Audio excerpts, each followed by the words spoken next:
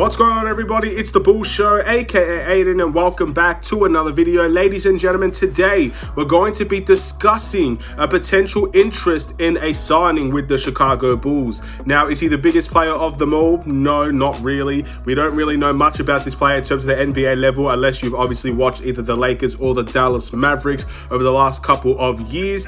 But today we're going to be talking about Kostas Antetokounmpo and whether or not he could potentially be a good fit for the Chicago Bulls. And if he does sign with the team, if the Bulls are interested in signing Kostas Antetokounmpo, what would that mean for this team in the future? Before we get started, please like and subscribe to the Bull Show, turn notifications on, and let me know in the comments below your thoughts about whether or not you think Kostas Antetokounmpo would be a good player for the Chicago Bulls. Hopefully I'm saying his name correctly. I apologize in advance if I am not, but again, there's always language barriers. Sometimes my accent does get in the way. It is what it is, but we'll quickly move on from that.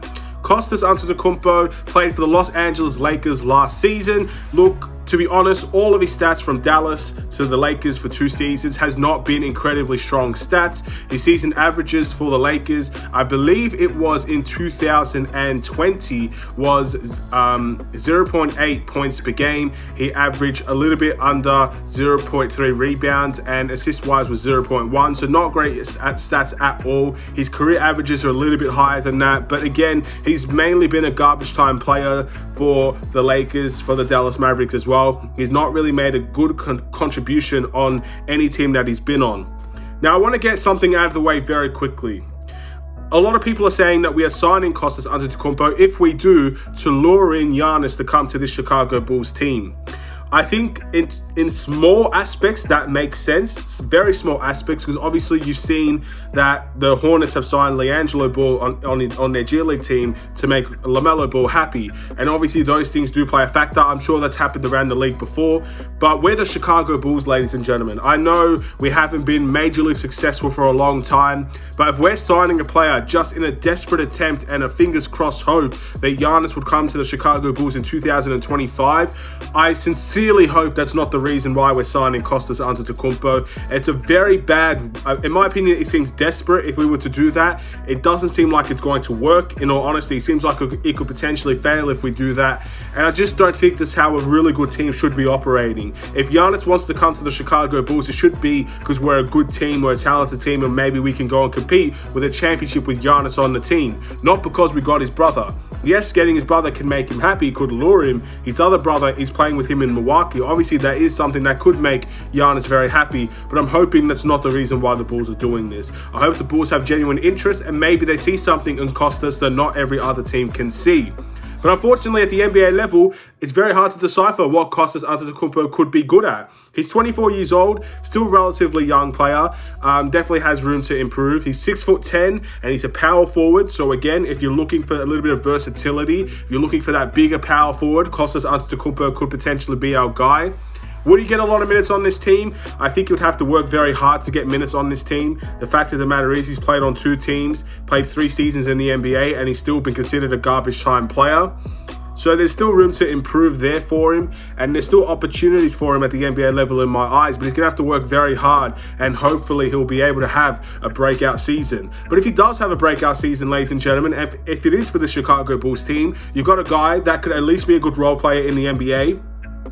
By the time I say a breakout season, I don't mean breakout like what Giannis did. I'm not considering Kostas Antetokounmpo as the next Giannis just because he's his brother and he has the nickname Greek Freak 2.0. I don't expect Kostas to be a Giannis.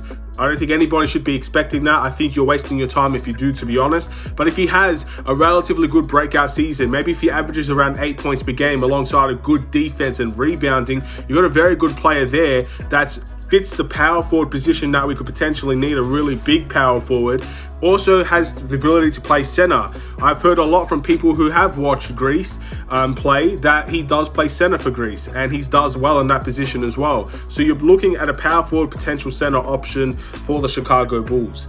Would this make sense for the Bulls? Potentially, but realistically, I don't see him making the final 15 on the team. I would love to see him get a training camp deal at least, see him get, I guess, a vibe with this team, run with this team a little bit, and if he has something to offer, at least the Bulls front office, coaching staff, everybody in between will be able to see what Kostas can do for the Chicago Bulls, and that maybe could sway the decision one way or another. I think a training camp deal would be fine if we were able to do that, but worse, I think the best case scenario for Kostas Antetokounmpo is to get a two-way contract spot.